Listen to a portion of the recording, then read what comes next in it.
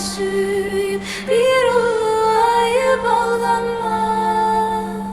Melalimi labalayım, hızından karap kaldanma.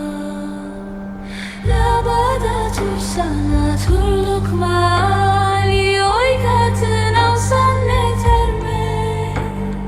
O zamanda dünyam karanı, başımı alıp yeter mi?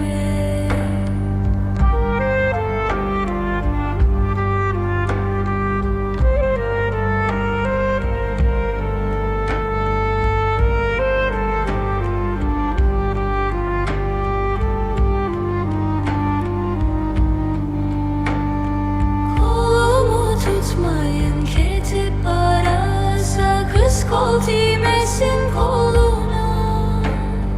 Gözümden akkan köz cıvamuklarım, çırma bolguyet yoluna. Uzalıp koluma jetmeydi, halini subayızken sanına. Açuluk günümde kargış etkenme, Allah boluşsun canına. Bahçada bitken kızıl baliyle, parmağım bula ezeyim. Endi gederici töze kelgenme, men endi kalay tözeyim.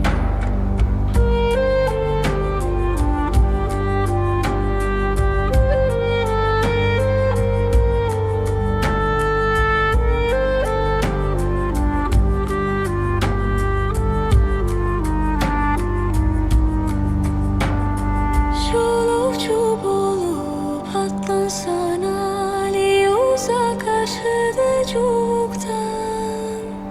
Bir aman günde atlanan sali, kıynaldın garip soğuktan. Labaj yolunda kancal başıyla, sen sup olsan kayda var. Bolca salmayın allıgın bıla, almazlığını ayda var.